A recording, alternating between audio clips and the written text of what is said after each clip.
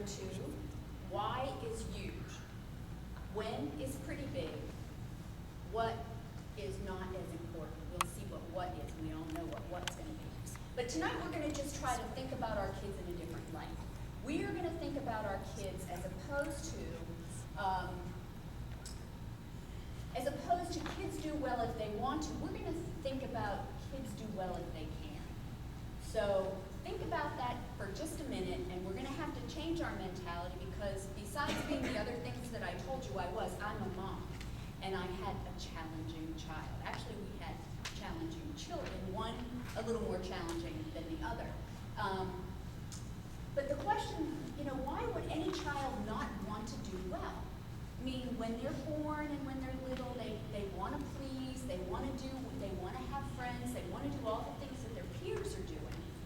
So why would they not want to do that? So we have to ask our question, what is getting in the way? Is something getting in the way that would help them do better? Because we all want to do well if we can, not just little children. We want to do well when we go to work, we want to do well whenever we attempt to do anything. So same goes for the kids. And the when question is, when do those challenging behaviors occur? They're not going to be occurring all the time. So one of the things we have to ask is, are our children's abilities at the same level that their peers, that their peers have, to sit in circle time, to wait for their place in line in recess? Do they have the same skills and the abilities to meet the demands that teachers and parents are placing on them? Or are those some skills that still haven't developed? So, and what can we do about it? So those are the things we're going to be talking about tonight. And, Dan, you want to switch that? So that's what our plan is. We're going to talk about these things, what might be causing the challenging behaviors. Towards the end of this session, we're going to be talking about some ways that we might be able to parent that may be a little more, have a little more power with those challenging kids. You can't parent all of your children the same. If you can, that's really great, but our kids are a little different. And one of the things I really want to stress is that you stop blaming yourselves for the behaviors your children have. Everybody's doing the very best that they can, and it's, we have challenging kids, and they have meltdowns in the store, and they have meltdowns in other places, and we're all like, and people are looking at you, and teachers are wondering what's going on at your house, and you sort of feel a little guilty, and you self-blame. And I'm a big guilt buster. I do not want anybody to feel guilty. Let's just pretend right now that guilt is all gone, and let's remember that for tonight, for this hour, we're going to be thinking about the kids can do well if they can. Okay? All right. So before we can help our kids, we need to know why these behaviors are occurring.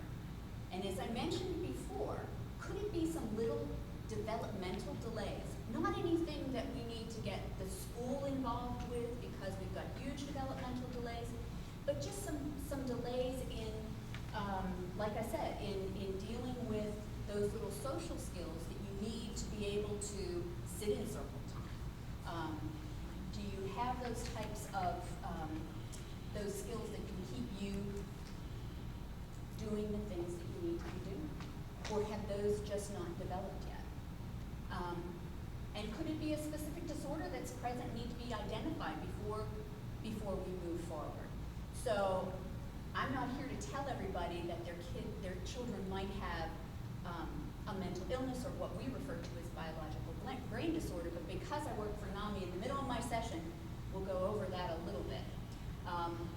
But we all develop differently in different skills, and I can tell you a story about our daughter who, she might object to me telling this story, but I'm going to tell it anyway. When she was going into kindergarten, she was a great student. She never gave the teachers any trouble, but she was kind of shy. And when she would come home, were fine if we got her right home. But she held herself together all day at school, and she was a nervous wreck, I guess, wanting to be perfect. And that was a lot of pressure. I mean, it was a lot of anxiety on her. And I had told her one day, it was probably the second week of school, I said, you know what, I have to stop at the grocery store on the way home. And she freaked out. It was an unexpected trip. She needed to be home. She had held it in all day, and she could not hold it in one more minute. So, I mean, she just melted down. A couple weeks later, my husband said, I'm gonna pick Kate up from school, and I said, I don't know. I said, and he was gonna make a stop, and I said, I said, you know, I had told him about this, and he said, you know, not my little girl, you know, no. And she did the same thing to him. And that was, and I'm not saying that she continued to do this for any great length of time, but she had not developed that skill yet that other kids in her class had developed, where they could go to school and they could be themselves and they could go to recess and they could do all those things without all the anxiety that she had during those times. Eventually, she was able to handle it. It was much better. She had not developed that skill of being able to socialize and relax and feel comfortable, and eventually she could. But that was her meltdown, and that was her little delay that we had to, you know, work through and wait for her to develop that same skill that her peers had. They weren't coming home and melting down. I'd asked a few friends. This was something she needed to just continue to experience. And parents need to deal with the hand that they're dealt. But before you know what you've been dealt, you gotta know what's in your hand. You gotta, you know, we're all ready to do whatever it is for our kids because we love our kids and we want to see them succeed. But until we know what's really there, it's going to be tough. How many of you are elementary school parents? Lots. Middle school parents? You? Okay. Okay. So this is a good time to be on top of that. And some of those little delays, those developmental delays, those little social things, they'll be happening at this time. You know, when they're transitioning from being at home to into school, and you'll see more of them then. Okay, what? Now the what, I told you what wasn't as important as why. What do all the challenging behaviors look like? Well, we don't know what those are.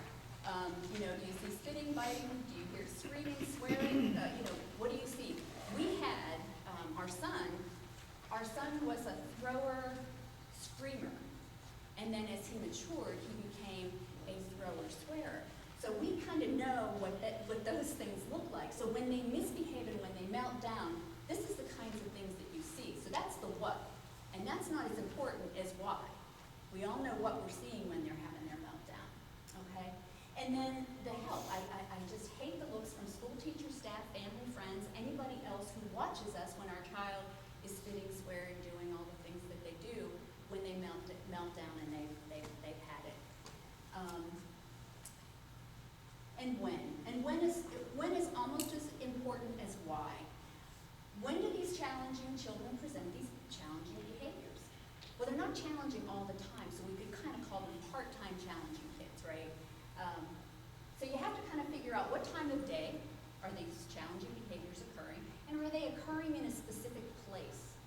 Because that may be key to figuring out what the problem is.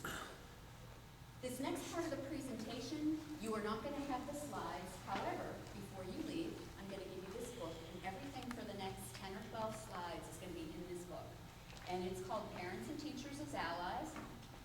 It is from a NAMI, South Carolina, actually it's a NAMI national program, and it's where we go to the teachers and we give them a free 2-hour in-service on the early onset signs of mental illness in children and adolescents. The information that's in this book comes directly from the National Institute of Mental Health. So the question we want to ask yourself too is, could my child have a mental health challenge? And the situation for today is that 12% of all children under the age of 18 have a diagnosable mental illness. And that's a big number. And it may not be your kids, but it's somebody's 12%. So you've got to keep an open mind. If you're seeing a lot of challenging behavior,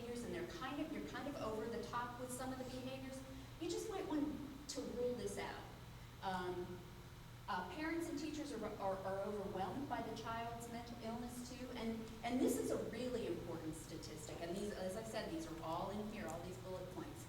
50% of all adult cases of mental illness had signs and symptoms by age 14. So that's why we're trying to catch kids before they have a more pronounced mental illness that's a little more difficult to recover from. You never are cured from a mental illness, but you can recover with treatment, and it's you live a perfectly normal life in many cases. But because these symptoms of 50% of adult cases of mental illness occur by age 14, we want to catch them at stage 1. We don't want to catch them in a disorder like a stage 4. We want to try to catch them while we see them, and when we're sure we have a diagnosis. A lot of the behaviors we're seeing are not going to be mental illnesses. Some of them might be. 3/4 of symptoms, 3/4 of adult cases of mental illness have begun by 24. So you can see where it's a really important time for us to be kind of aware if we're seeing a lot of challenging behaviors that something might be going on. Okay, left untreated, like I said, these disorders can become more difficult to treat. And there's a lack of resources for kids that have a mental illness. We've all talked and heard about budget cuts and things like that in the state. But we're fortunate in York County that we do have some resources and we do have some good supports. And as I said before, parents and teachers are these frontline allies to try to catch these kids early and make sure that they have supports in place so that they don't end up getting lost. How did we get to this place? Well, historically, historically doctors didn't diagnose mental illnesses in children. That has changed over probably the past 10 to 15, 20 years. Mental illness has always previously been linked to poor parenting. We're guilt busters here, remember, it's not our fault, okay? And there was always the belief that these kids that were a little bit challenging were bad kids. Well, we know they're not bad kids. And remember, the premise tonight is kids will do well if they can. So they're not bad kids. They would do well if they could. Is it all in their head? No. Mental illnesses are neurological brain disorders, and they're caused by chemical imbalances of the brain. They're no different than my thyroid disease or anything else that's related, like diabetes or heart disease. They can be controlled by medications, by therapies, by families using support groups, and a lot of classroom understanding. 2/3 of youth with mental illness do not receive treatment. So that's something that we want to make sure that if we have something and we think something's going on, we get them into treatment. And this is another very important statistic, that out of 100,000 teens in detention, 60% have behavioral, cognitive, or emotional problems.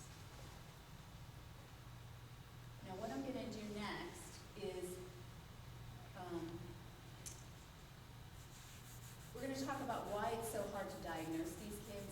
There's no blood tests. Kids are moving targets. One year they may have Mrs. Green. Mrs. Green may be a really wonderful teacher that is a little more accepting of some of the challenging behaviors, but then they go into the next classroom and the teacher may be a little more rigid and structured. It may be the year from where. So it's hard to kind of nail these kids down because they're moving around and nobody can kind of get a consistent consensus on what's going on for the kids. And it's really hard to differentiate between that willful behavior and symptoms. And my husband and I would always say, boy, Tom is really pushing our buttons. And my daughter would be saying, he's doing that because. And then we would be in this debate about, do you think he's doing that because he knows that this is, he can control this or he can't control this? Well, in many cases, he could not control it. It was really something that was out of control for him. Okay.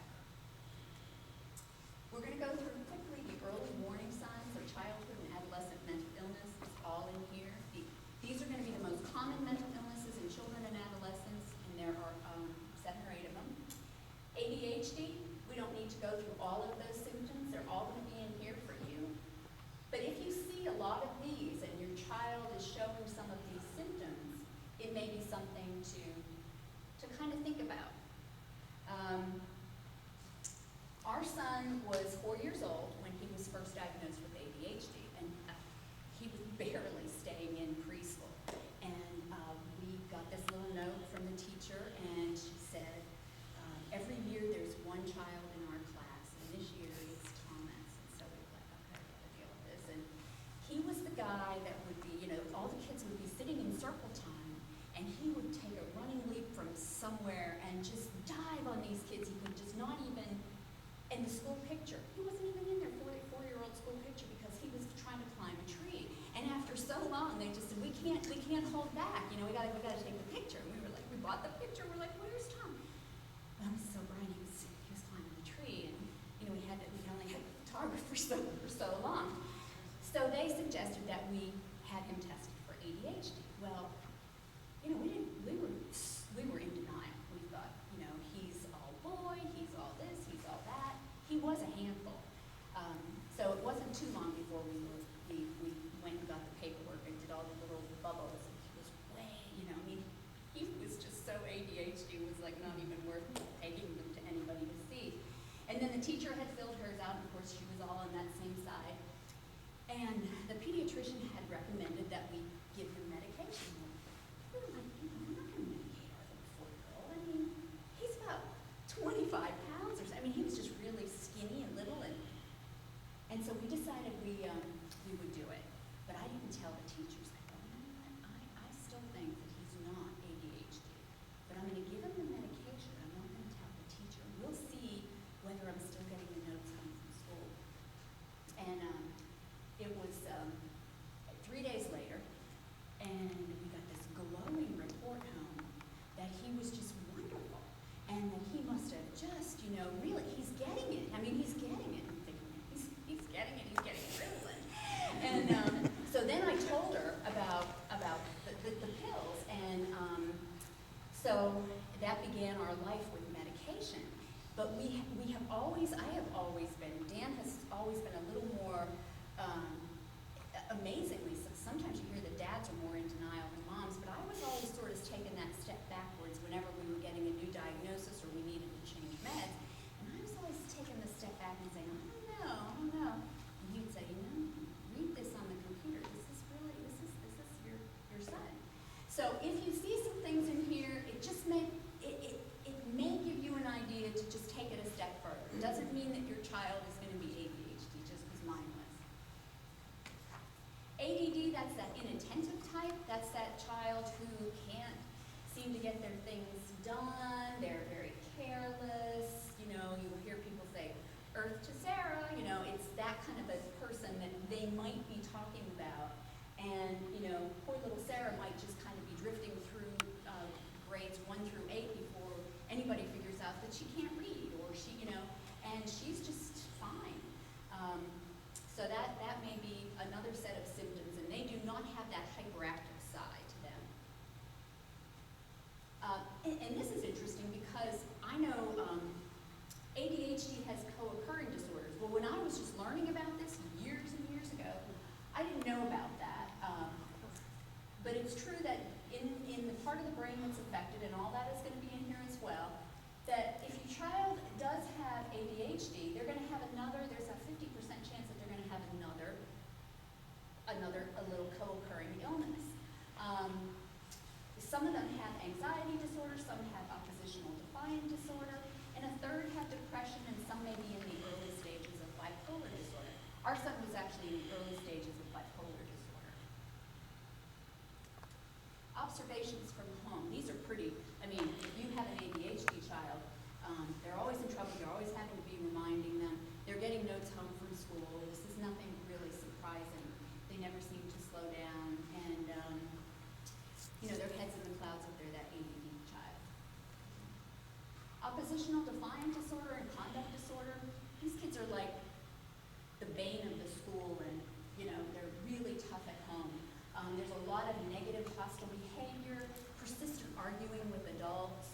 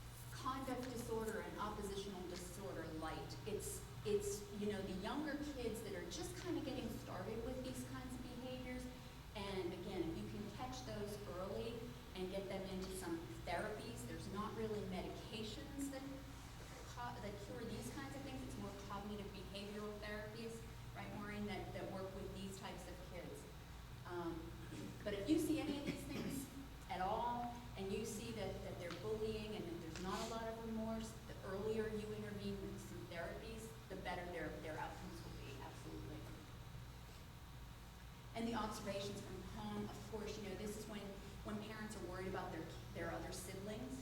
You're worried about the safety of the other kids. You don't seem to be able to take them anywhere because you're afraid that they're going to throw rocks or do some other things. You're shocked and embarrassed by their behaviors. Major depression. Major depression in elementary school kids looks totally different than it does in adults. Adults, if they have depression, they may be sleepy and lethargic and they can't get anything done and they can't, they're sad. They're irritable, aggressive, and combative if they have depression in their elementary school ages. And you usually see that kids who were really doing well may have a change, and you may say, who is this new kid? I mean, all of a sudden they seem like somebody else. They're withdrawn, but they're more, they're negative and they have a lot of irritability. Major depression and co-occurring disorders. 1/3 of kids that are children aged 6 through 12 that have major depression, they're going to develop bipolar disorder in a few years. So again, it's really important. If you can catch that, it may not develop into anything more than major depression. 50% of adolescents with depression also have anxiety disorder, and those anxious states in older kids, they increase the risk of suicide. The observations from home, again, that kid, that especially in that elementary school kid, you seem like you have a totally different child. They display worse symptoms at home, and that's when you go into the teacher and you're like, I cannot believe how they behave at home. And the teacher's looking at you like you have about 3 different heads because this child is perfect at school.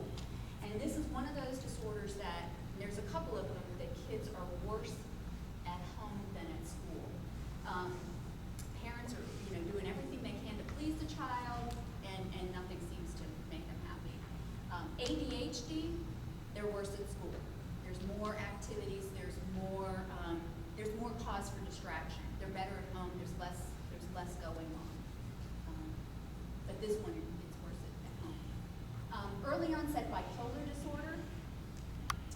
Rage and anger is usually controlled in school. Psychotic episodes might be reported, and this is for kids. The rage is interesting. Our son used to get so upset. He could go for an hour or two just being furious. I mean, throwing and screaming, and we would be like, all we did it was just macaroni and cheese for dinner. I mean, it wasn't maybe what he had fantasized for dinner, but 2 hours. I mean, he wouldn't even remember what he was screaming about, but he would just get into it, and we would be beside ourselves. And I became the greatest wall blaster, I will tell you. I mean, because his toys would just go off the wall, and my husband will tell you, I used to say it's because I'm Italian, and we kind of have that Mason kind of part. He said, no, I mean, I could just go in the next day, clean that wall right up. But he had a really hard time. It was very difficult for us to see him get that upset and that hysterical and not be able to help him. And co-occurring, there's a lot of symptoms that look like ADHD and ODD and CD with early bipolar.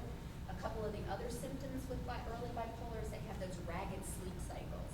And our son was 7 years old. One day I came out at 3 in the morning. The lights are on in the kitchen. He had eaten all the Cheez-Its.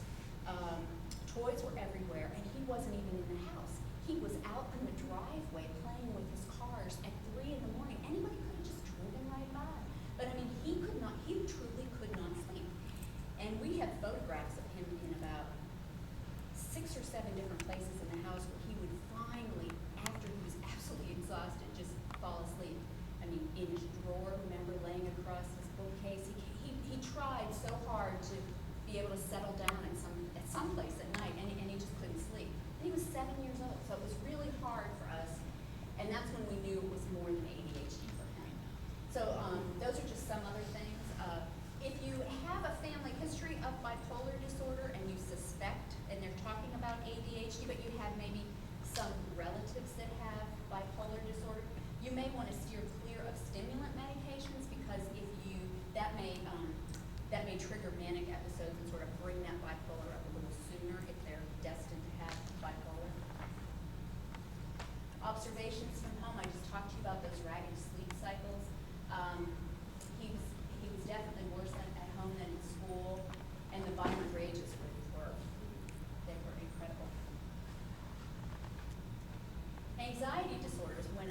started with this job, I thought ADHD was the biggest childhood disorder that there was. Anxiety disorders trump ADHD and ADD. Anxiety disorders are the #1 disorder for children and adolescents. It comes in 3 different types. It has separation anxiety. You see a lot of that with younger kids, but not necessarily all kids. Over anxious disorder. It's a childhood version of generalized anxiety disorder, and and then there's that avoidant disorder. That's that really shy child. I think when our daughter was having some problems at school in kindergarten, she was doing that. That was that over anxious disorder. She was starting to have a little bit of those symptoms, but was able to sort of master that. So you can look at those and see if any of those might be part of the reasons why, if your children, are having anxiety, if they're worried about going to school, if they're worrying about any of those things, it might just be a developmental stage they need to get over, but if it persists, it may in fact be something that's really worrying them and is a legitimate disorder. Observations from home. This is the repeated absences from school. The child is complaining about a stomach ache or a headache, and the parents are in that catch-22 mode because the children are so rigid about maybe certain things that they will or will not do because they're having anxiety about it, that the parents get sort of trapped. Obsessive compulsive disorder. If we've watched Monk, we've all, have our favorite number. I mean, I know me, I've got my little pages, they're all kind of neat and in a corner. But the difference between, because there's a lot of things we're probably looking at and we're saying, I think I have half of those things. And I know I have probably a little bit of that, but nothing that's going to affect me to the point where I'm not going to be able to go to work or, make calls I need to make, but I'm just a little bit persnickety about certain things. But there is a child, and I know Mom won't mind me sharing this. She's a counter. She counts to 5. When she goes to the restroom at school, she has to turn the sink on. She goes to the restroom, she comes out just to turn the sink on 5 times. She's to do this for the soap 5 times. She's to get 5 sheets of paper. If anybody comes in and talks to her, if she gets interrupted at all during her counting, she's to start all over with the water thing. So she can be in the bathroom for 15 minutes. So it's really important that #1, she gets medication to try to eliminate some of those symptoms, and that her teacher in the school understands that this is something that she has to do. And this isn't just, she counts to 5 all the time. Everything has to be revised. I think they've gotten that a little more under control, but this is just something she's going to have to live with for a while. Observations from home. The parents report that they kind of have to cooperate with a lot of these compulsions. They're bewildered and angry because they can't control these behaviors. It seems so strange, and it kind of swamps their home life. They're a little more controlled at school and in public. Schizophrenia. Now, we're not going to spend much time here because it's rarely seen before age 14. 1 in 40,000 kids will have schizophrenia. But between ages 15 and 19, 1 in 100. So huge change when those kids get into that different age range. Observations from home. Kids report hearing voices, seeing things. They appear blank. And this is another thing that, this is a very heritable disease. So if there's schizophrenia in the background, in the family tree, you just might want to be aware of that. Okay, the downside of living with a mental illness, of course, there's a lot of social stigma, there's ignorance, medications have side effects, and there's a lot of bullying. I mean, we as parents, we want to protect our kids from everything. I mean, we just don't want our kids to have to face any hurdles that, especially if it's something that they're having a problem with. And I know my husband and I, we kind of isolated ourselves. Once Thomas started having a lot of problems, our school was wonderful. Our school district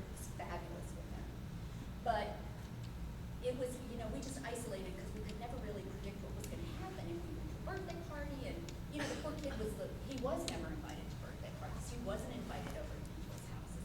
And he wanted to have a friend so badly. And that was so painful for us. So it was just like, okay, we all kind of hung together, put ourselves in a little silo, and it was, usually Dad and Tom and myself. Some of the other things that happen is when you have a challenging child, and you will all agree to this, if you have more than one child, which child gets most of the attention?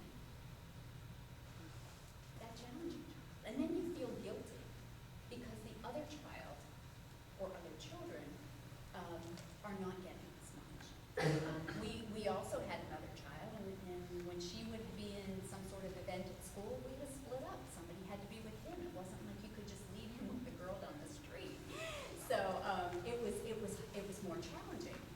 She understood to a degree, and I will tell you that I think in the long run, having him as her brother, I think will make her a better person, because I think she'll be a little more compassionate.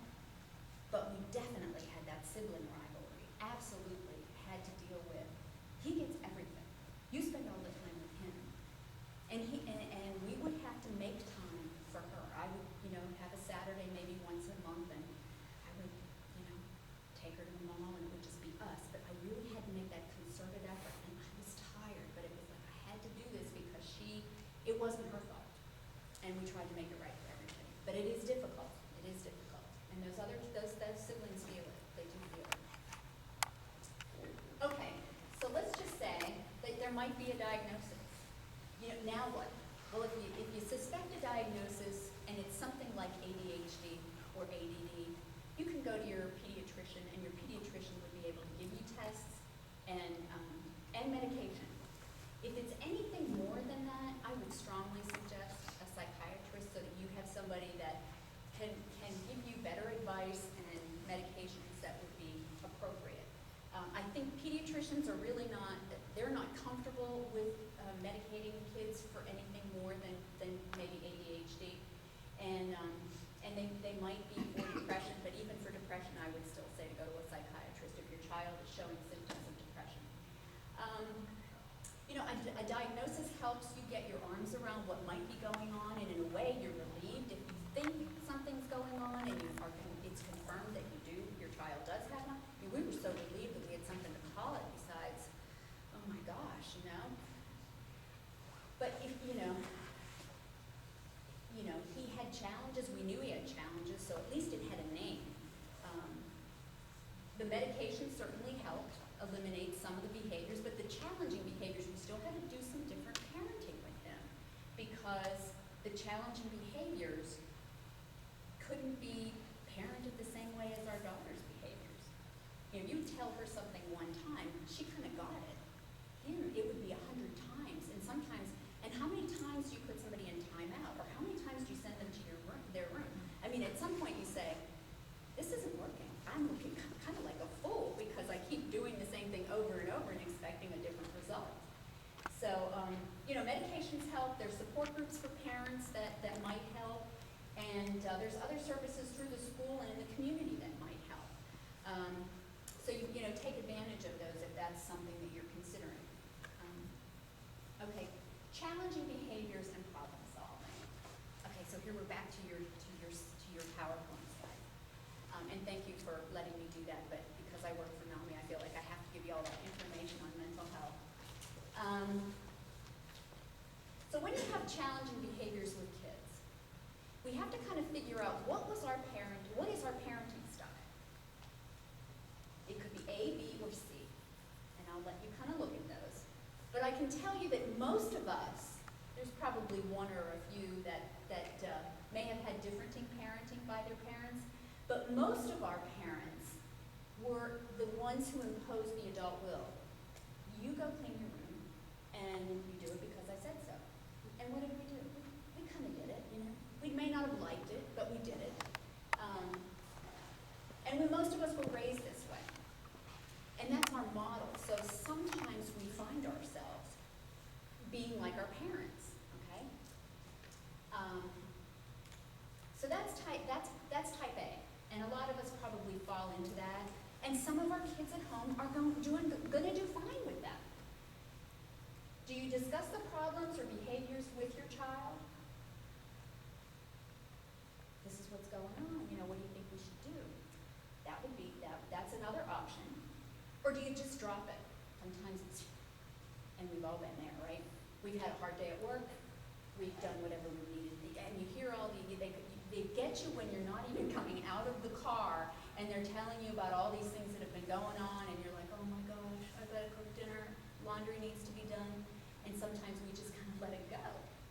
So you kind of figure out where you are in this picture, and then we'll talk about where is best for our kids. The best parenting style for our kids, who are challenging kids, is not type A, but a combination of B and some of C. And the reason we don't do A is because we know they don't respond. We've already done this. We've sent them a million times to timeout. We've sent them a million times to their room. The teachers have done the same things, and we're getting all the same pink notes, and we're ready to wallpaper the house with them. We have so many. So we've got to come up with a different plan. And the best plan that will work for you is really not easy. It's not easy to do, but it will give you some success. Plan B, at a time, well, first of all, what you have to do is you have to think about the problem behaviors for that particular child. There's like a pile of them. But you pick the one or two that are most important. With us, we would just start with one problem, because that was about all my son could really handle at one time. But we would have a stack, and so we would pick the ones that were most problematic. And that's what you need to do. What are the most challenging behaviors? Is it a bedtime issue? Is it a homework issue? Is it a not getting to the table on time? Is it too much time in front of the computer? He's not turning on the computer, or she's not, picking up her clothes on the floor. Figure out whatever, they're fighting too much. Whatever those one or two problems are that are absolutely the biggest, and it could be an issue at school, those are the ones you want to work on. Okay, so you've made your little list. The next thing you do is you talk to the child at a time when it's peaceful, not after a huge to-do. You may want to be with them in the car. I find that is the best time to talk to your kids. You know why? They can't get up and walk away. You're driving. And you have this conversation with them that is non-confrontational. It is, hey, I was just thinking about this. And come up and let them know what you think the problem is. And then ask them what they think the problem is. Because what you're really trying to do here is you're going to try to get some information from them. I can tell you the story about the bicycle. Our son hated going to school because he had a lot of anxiety. He wasn't succeeding in school. Why would he want to go to school? So we were just kind of working through a lot of that. So Dan and I decided what we're going to do is we'll ride bikes to school, because that'll be fun for him. We'll get him out of the house, we'll get him into school, and maybe that'll be a good way to start his day. So we would ride the bicycles, and halfway to school, he would throw this bicycle down on the ground. I would just make pieces of mad, because he's thinking, now I'm going to be late for school, and what's he doing, and it seemed defiant. It seemed really defiant behavior. So after a couple more times that this happened, we gave up the bicycle thing, and we drove him to school and whatever. And a couple of months ago, I said, oh, I had pulled out a picture. This is how many years ago, right? Pulled out a picture, and I said, remember your green bike? And he said, the one that squeaks. The one that squeaked. And I'm like, what? He could hear. Part of his disorder is he has ultra sharp sensory issues. That bike was squeaking, and it was driving him crazy as he was driving to school, and it just got him to the point where he just threw it down. Obviously, he hadn't developed those skills that he could master to tell us, my bike is squeaking, could you oil it? I mean, he hadn't gotten that. He was just furious. But when I showed him this picture just a couple weeks ago, he's like, oh yeah, the bike that squeaked. My first thought after he said that was, I wished I'd had that conversation with him and asked him, why do you do that? Is there, at a time when I wasn't so angry that we were going to be late for school, late passes, I mean, just the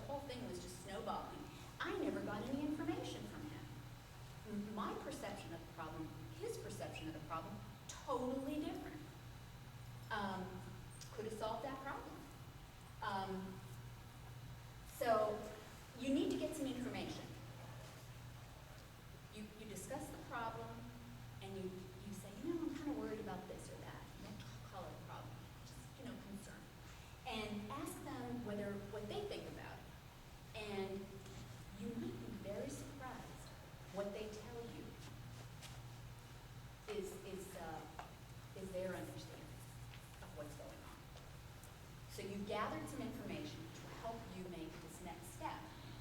So what you need to do next is you need to brainstorm together a list of acceptable, mutually acceptable solutions to the problem. You would never pick a solution to the problem that you didn't think you would like. So you can brainstorm like crazy a solution for whatever problem it is you're trying to solve. And come up with maybe a solution to, let's see, okay, homework.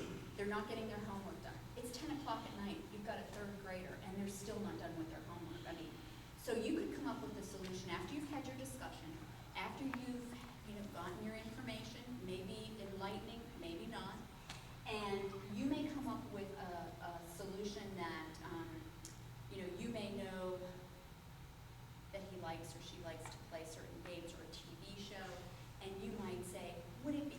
And you have to make it. You have to make those choices and solutions.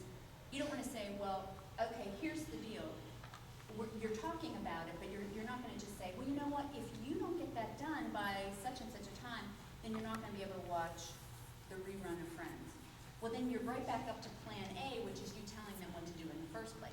So you have to come up with things that you have together discussed. And he or she may come up with a solution that is like brilliant. Okay, I'll do this right after dinner. They may be kind of trying to get out of doing dishes or whatever, but you could try that. You could try that. That's not the end of the world. And if it doesn't work, you come back to your brainstorm list and maybe select something else. You may come back and say, you know what? It's still 10 o'clock. I still didn't get the homework done, but you know what? We still have our list. We'll go to something else tomorrow. And it's not easy. It would be much easier for us to start yelling and screaming at 10 o'clock and saying, I can't believe you still haven't done your homework. But this is a way that you will be able to get their perception, figure out what's going on. They may be having things going on at school or at home, or have anxiety issues or other things that may be going on that you have no idea. Because we jump to our own conclusions because there's two sides to every story and we only know our side. Sometimes we're going to be right, and maybe a lot of times we're going to be right about what we perceive, but not always. And it's okay to have plan C, which is that letting things go, as long as we're not capitulating. We're picking our battles. C does not stand for canceling out problems or forgetting about them. It means you're going to pick your battles and you'll get to that one later because you've selected the most important things that you want to work on with that child. And it's not easy to do, but it's going to give you a lot more results.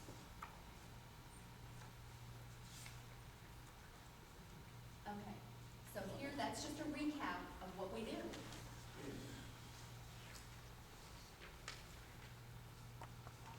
that make sense to everybody? Can you see how that might work better? It's not as easy. It's not as easy as just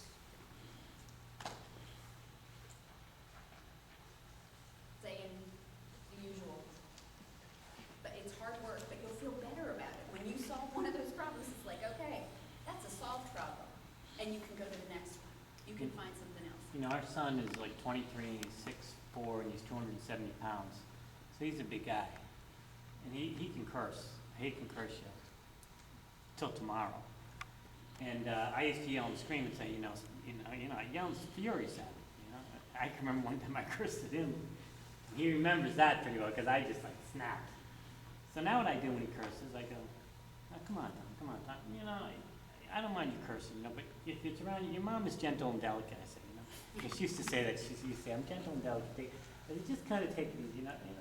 I don't yell at him because I've never been able to get him to stop cursing. I never have. But he doesn't curse quite as much. He still does curse. And sometimes he'll curse around me, and I'll go, that's okay. You can curse around me. That's okay because, I've heard cursing a lot, and it's okay. I mean, I wish you wouldn't, but I just wish you wouldn't curse as much. So I kind of tell him calmly, because when I used to yell and scream at him, he's never, even now when I talk calmly, he still curses. I've never been able to get him to stop cursing. And sometimes when he's mad, we look real happy. I got to tell you, it was hell on earth. It was unbelievable. There were times, literally, there were times I felt like killing myself. I know that sounds strange, but I was so depressed. It was so horrible. I just didn't know what I was going to do the next day. It was unbelievable. So We just fortunately, didn't know what we were dealing with. fortunately, we both, you know, we backed up each other And all once- the time, which is real important. That doesn't mean that sometimes I didn't do something, she'd say, I can't believe you said that, that's totally opposite, but, you know, That's sometimes, totally you know. opposite. So plan A. Yeah, no, yeah, but the only thing is, you know, I try to kind of calm him down. Sometimes when he gets angry, you know, I mean, he's got mental illnesses all over the place. I say, you know, you're just depressed now. You just, you know, you must feel really, really bad. I know you feel that. Because if I yell at him and tell him to stop, he's not going to stop. He's cursing because he's mad. He's mad, and I don't know why he's mad. Sometimes I don't know. Sometimes I have no idea why he's so mad. I know you're just feeling rotten. Maybe it's that depression, whatever it is. I know you're just mad. I feel bad for you. I wish I could do something.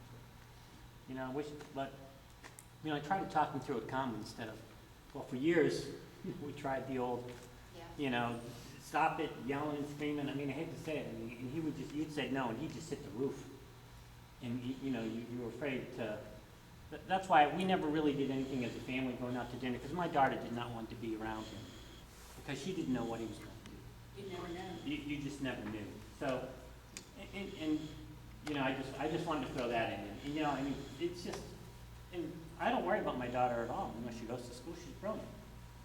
She's brilliant, she's smart, but, you know, her, she can be tough too. But, All right, yeah.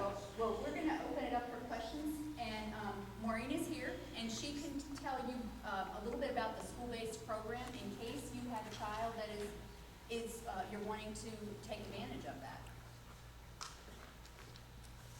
In South Carolina, they had started this program many years ago and found that it's very effective because it takes me, I live in Grover, it takes me 40 minutes or so to get to the family center in Rock Hill.